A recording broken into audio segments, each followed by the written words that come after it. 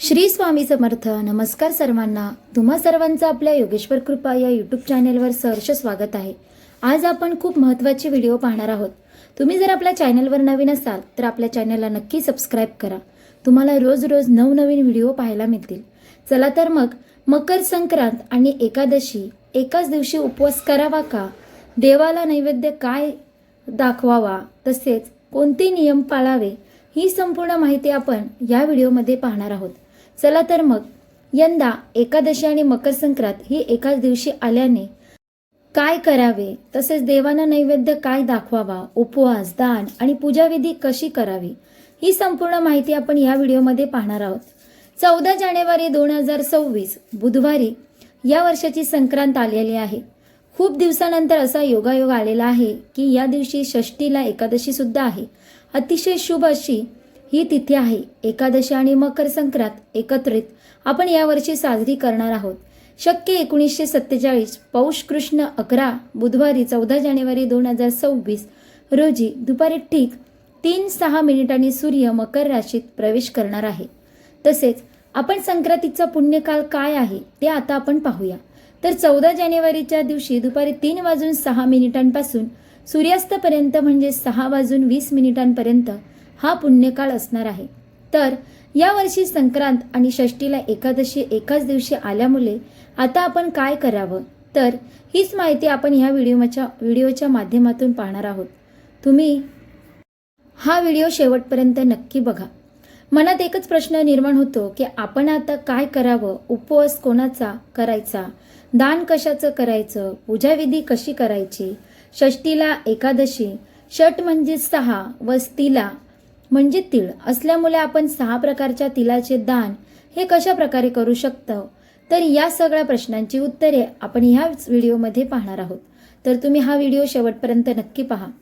तर संक्रांत म्हणजे काय? संक्रांत म्हणजे सूर्यदेव धनु राशीतून मकर राशीत प्रवेश करतो तोच दिवस असतो. त्या दिवशी स्नान, दान, सूर्यपूजा, जप, तप यासाठी अत्यंत श्रेष्ठ असा दिवस मानला जातो. आणि आता एकादशी काय? एकादशी म्हणजे भगवान विष्णू व श्री विठ्ठल यांना अत्यंत प्रिय असलेली ही तिथी आहे. तर या दिवशी उपवास, नामस्मरण, हरिपाठ, अभंग या गोष्टींना खूप महत्त्व असतं आणि हे केल्यामुळे आपल्याला मोठे पुण्य प्राप्त होते. या दिवशी श्री हरी विष्णूंची पूजा आणि श्रोताचं श्रवण सुद्धा करायचं आहे. सकाळी लवकर उठून स्नान करा. या दिवशी विष्णू सहस्रनामाचे पठण किंवा श्रवण करा. घरातील नकारात्मक ऊर्जा त्यामुळे नष्ट होईल. तसेच तुमच्या जवळच्या विठ्ठल मंदिरात किंवा विष्णू मंदिरात जाऊन तीळ आणि गुळाचा नैवेद्य अर्पण करा. तिळगुळाचे लाडू किंवा तिळगुळाच्या वड्या सुद्धा तुम्ही अर्पण करू शकता. विठ्ठल हे भगवान श्री हरी विष्णूंचंच रूप आहे. त्यामुळे संक्रांतीच्या दिवशी हा नैवेद्य दाखवल्याने जीवनात गोडवा आणि समृद्धी येते. आता संक्रांत व एकादशी हे एकाच दिवशी आल्यावर त्यांचे नियम काय आहेत ते आता पाहूया. जर जेव्हा 2 महान तिथी एकत्र येतात तेव्हा शास्त्रानुसार एकादशीला प्राधान्य दिलं जातं आणि मुख्य म्हणजे उपवास हा एकादशीचाच असावा आणि तो एकादशीचाच करावा. संक्रांतीचे दान व पुण्यकर्म एकादशीच्या नियमात आपल्याला बसवायचे आहे. आता हा उपवास कसा करायचा आहे? जर तुम्ही निर्जळ उपवास करत असाल तर तो उत्तमच, सर्वोत्तमच, आणि पण शक्य होत नसेल तर फक्त फलाहार आपल्याला करायचा आहे. तांदूळ, गहू, ज्वारी, बाजरी टाळावीत. साबुदाणा, फळे, दूध, ताक हे मात्र चालते. दिवसभर रामकृष्णाचा नामस्मरण करावं. पांडुरंग विठ्ठलाचा जप करावा. हरिपाठ म्हणावे. पूजाविधी कशी करायची ते बघूया. आपण सकाळी सूर्योदयापूर्वी आपल्याला स्नान करायचं आहे. तसेच सूर्यदेवांना अर्घ्य द्यायला विसरायचं नाही. देवाची पूजा करून आपल्याला देवघरात दिवा लावायचा आहे. नंतर श्री विठ्ठलाची आणि विष्णूंची पूजा करायची आहे. तुळशीपत्र आपल्याला अर्पण करायचं आहे. पंचामृताने आपल्याला अभिषेक अर्पण करायचा आहे. संध्याकाळी दीपदान, हरिपाठ, हरिनाम, जप, अभंग, कीर्तन म्हणायचे आहे. आणि बऱ्याच जणांना असा प्रश्न पडतो की मकर संक्रांतीला सत्यनारायण करा असं म्हणतात. मग आता एकादशी आली तर काय करावं?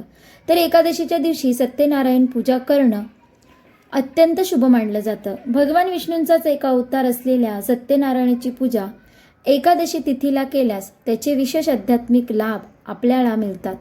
तर या दिवशी तुम्ही सत्यनारायण देखील करू शकता. तर 11 वर्षांनंतर यंदाचा मकर संक्रांतीला हा दुहेरी योग जुळून आलेला आहे. त्यामुळे या योगाचा लाभ आपण कसा करून घ्यायचा, तर या दिवशी आपल्याला तिळाचे 6 प्रकारे दानसुद्धा करायचे आहे. ते आता आपण पुढे पाहूया. त्या अगोदर आपण 14 तारखेला तुम्हाला काय करायचं आहे, तर मकर संक्रांतीची पूजा जशी नेहमी सारखी करतोच तशीच करायची आहे. तसेच या दिवशी तुम्ही हळदी कुंकू करायचे असेल तर तुम्ही करू शकता. मकर संक्रांतीच्या दिवशी विवाहित महिला जी सुगड पूजा करतात ती नेहमीप्रमाणेच करायची आहे. आणि जे एकादशीचा उपवास करतात त्यांनी नेहमीसारखाच एकादशीचा उपवास देखील करायचा आहे. एकादशीला तिळगुळ खाता येतो, त्यामुळे एकादशीच्या दिवशी तुम्ही तिळगुळाचा नैवेद्य जो देवाला दाखवणार आहात तो प्रसाद म्हणून भक्षण करू शकता, खाऊ शकता. त्यात कुठलीही अडचण नाही.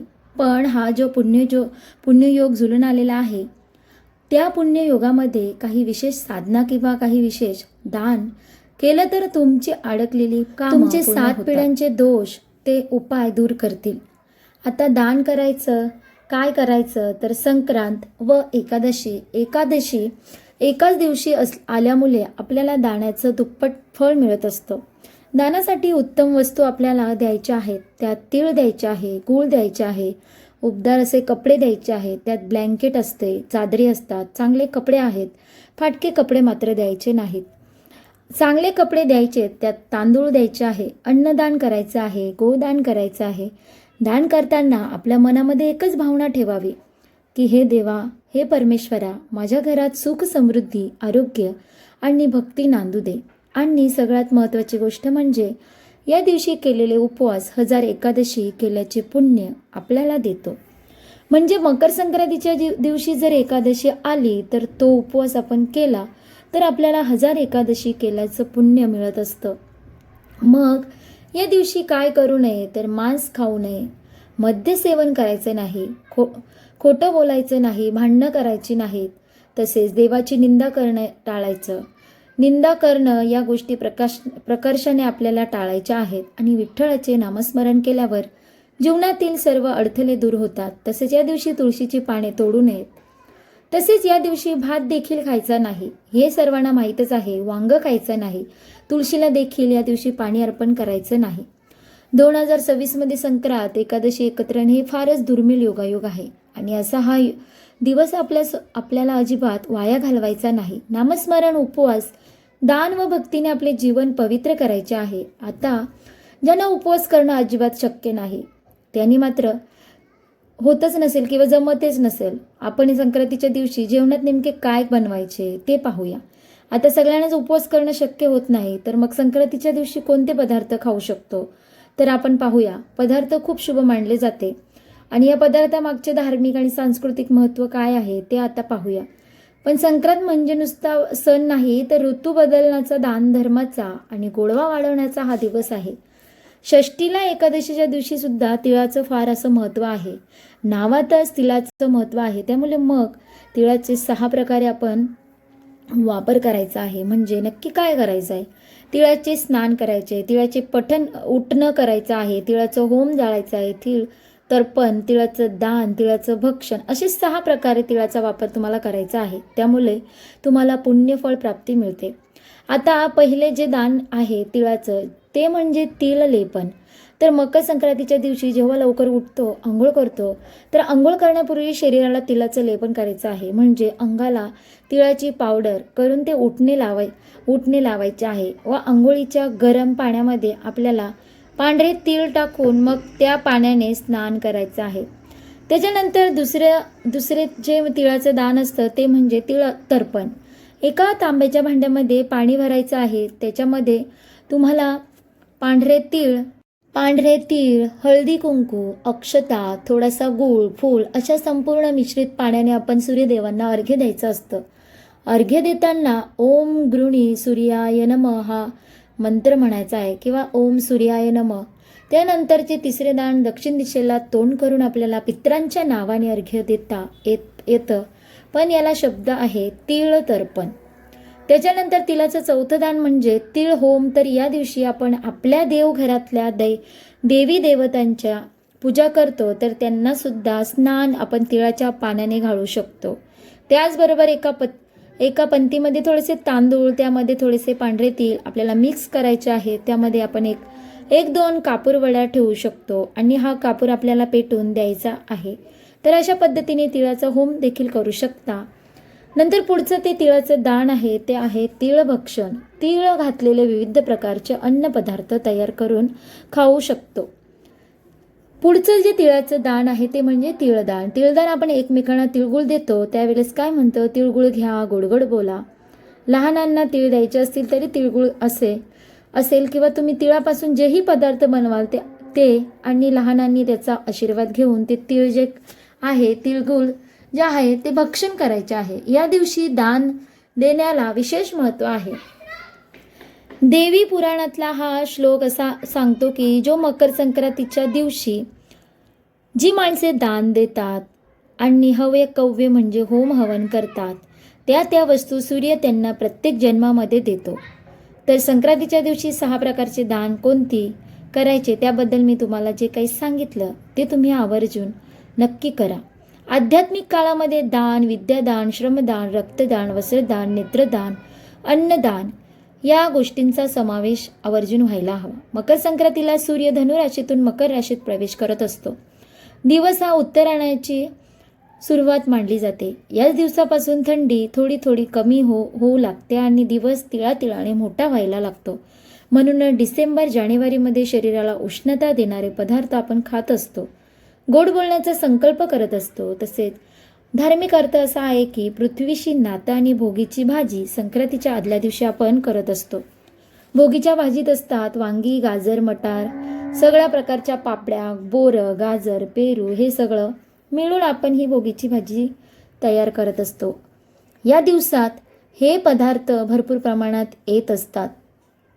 त्याचबरोबर आपण तिळाचे लाडू करतो, वड्या करतो, तसेच शेंगदाण्याच्या पोळ्या करतो, तिळाच्या पोळ्या करतो, गुळपोळी करतो. तसेच काही घरांमध्ये तर पुरणपोळी सुद्धा नैवेद्य म्हणून दाखवला जातो. हे सगळे पदार्थ म्हणजे आपल्या शरीरात उष्णता निर्माण करणारे पदार्थ आहे. म्हणूनच आपण त्याचा वापर भरभरून करत असतो आणि तो नक्कीच तुम्ही देखील करावा अशी तुम्हाला विनंती आहे. संक्रांतीच्या दिवशी देवाला दाखवायचा नैवेद्य असतो तीळ, गूळ, बाजरीची भाकरी, पुरणपोळी, तिळपुली, गुळपोळी, खिचडी, शेंगदाणा पोळी असे अनेक नैवेद्य दाखवत असतो. हे पदार्थ उष्ण असतात आणि संक्रांतीत थंडी असते, त्यामुळे हे पदार्थ पोटात गेल्यावर आपल्या शरीरात उष्णता निर्माण होत असते. हे पदार्थ आपण आवर्जून खातो आणि या संक्रांतीला देखील आपल्याला हे पदार्थ बनवायचे आहेत आणि खायचे देखील आहेत. तर संक्रांतीच्या दिवशी गोड खा, गोड बोला, गोड आठवणी साठवून ठेवा. आज संक्रांतीविषयी आणि एकादशीविषयी थोडक्यात माहिती आपण पाहिली आणि तुम्हाला जर ही माहिती आवडली असेल तर व्हिडिओला लाईक करा, शेअर करा आणि आपल्या चॅनलला नक्की सबस्क्राईब करा. तिळगुळ घ्या, गोड बोला. तुम्हाला मकर संक्रांतीच्या खूप शुभेच्छा. अशा प्रकारे आपण ह्या व्हिडिओमध्ये पाहिलंच की संक्रांत आणि एकादशी एकत्र आल्यास काय करावे, देवांना नैवेद्य दाखवावा का किंवा नाही, तर उपवास आणि दान, पूजाविधी कशी करायची, ही संपूर्ण मकर संक्रांतीची माहिती आपण या व्हिडिओमध्ये पाहिली. तुम्हाला जर ही माहिती आवडली असेल तर व्हिडिओला लाईक करा, शेअर करा आणि आपल्या योगेश्वर कृपा या यूट्यूब चॅनलला नक्की सबस्क्राईब करा. भेटू एका पुढच्या नवीन व्हिडिओमध्ये. धन्यवाद. श्री स्वामी समर्थ. जय जय स्वामी समर्थ.